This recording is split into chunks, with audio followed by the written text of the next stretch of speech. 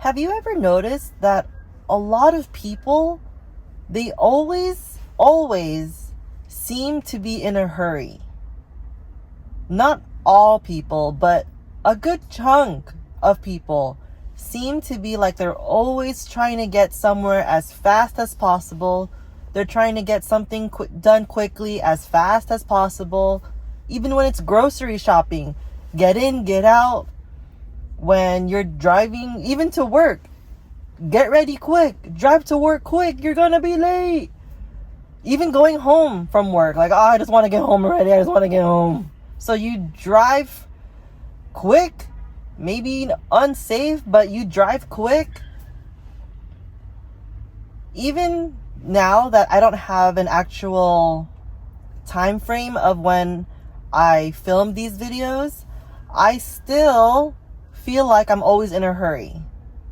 I usually like to get ready for the day around 11 a.m. so that I can get to a parking lot to start filming by 12 o'clock. But I'm the one who makes that schedule, and yet I still feel like I'm in a hurry.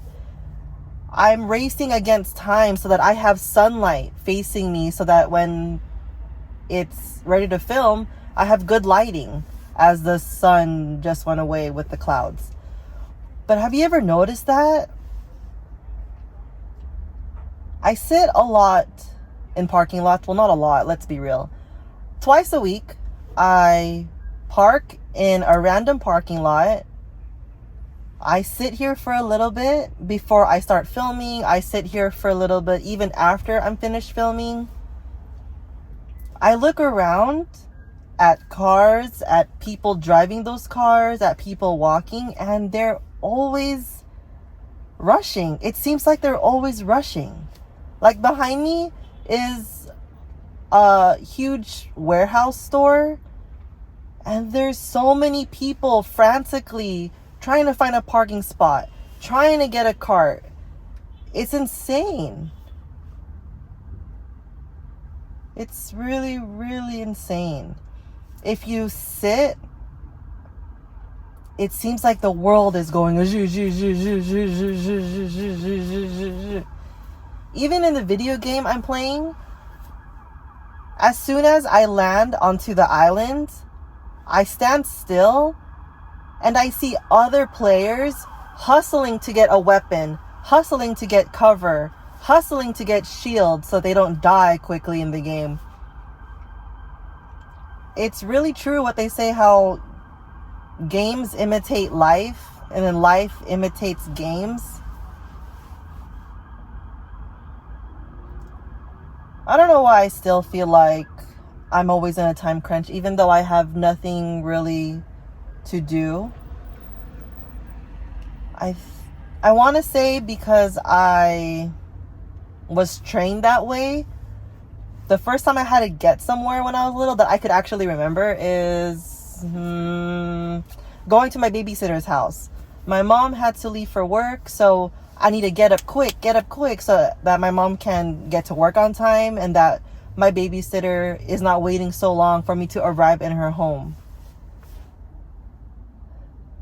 That's when it started, I want to say. But that could be a made-up memory. My memories are so far, like I have so many memories that who's to know if that's actually a memory or something that someone has told me that I've made into a memory. I used to have Disneyland passes, like annual passes. I had it for 4 years. That's when I felt like Disneyland was actually a fun place to be. But for 4 years, I had a Disneyland pass. I would go twice a week on off days, usually Wednesdays or Thursdays. I would sit on a bench with my churro and my soda. I would look around to see so many family members rushing to get to a ride, rushing to finish lunch. But to put it into perspective, a lot of the people who did visit Disneyland, they weren't really from the area. So sometimes they have to rush because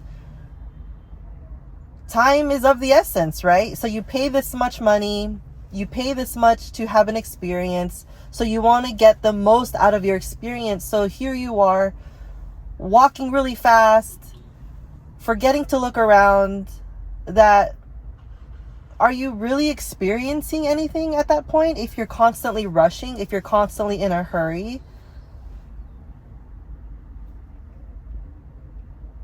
As much as Disneyland has changed and I'm not such a fan of the place anymore, that's the place that taught me to slow down.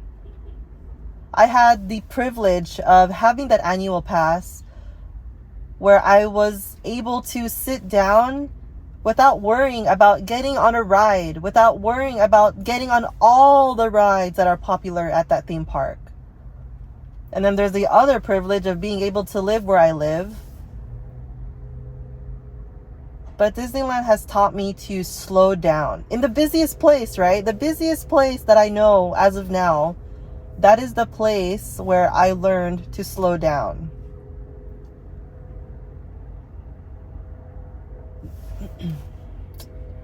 Yep.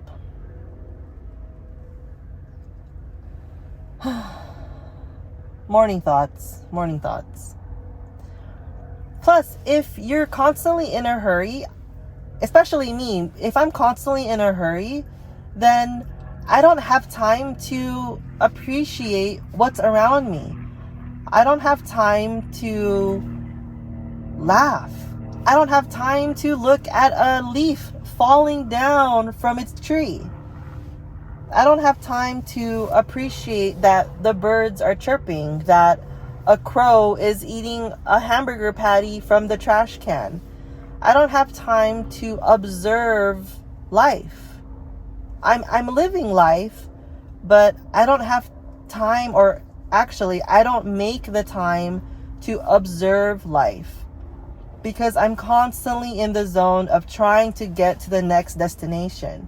But where I am is the destination. What I'm doing is the destination.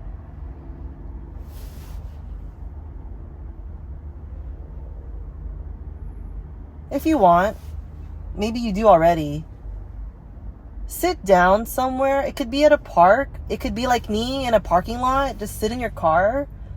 You could sit at a mall, if malls still exist where you are. Sit down, relax. You can even have a little treat with you, like a cookie. I love the cookies at the malls.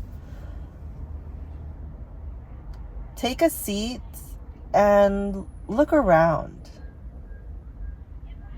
Look around to see how quick life is moving.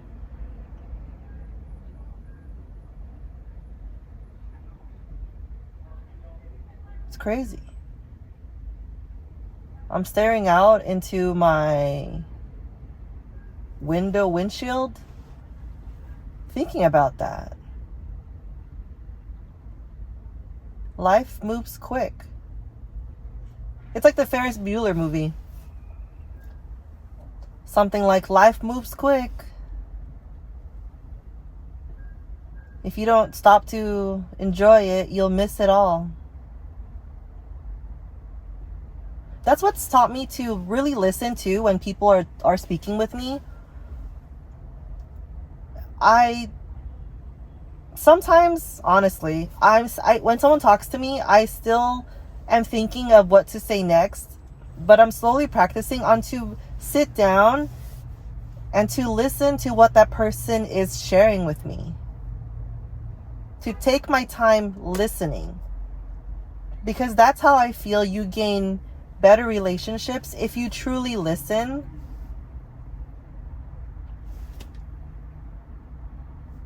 Time's not real, but we make it real. I make it real.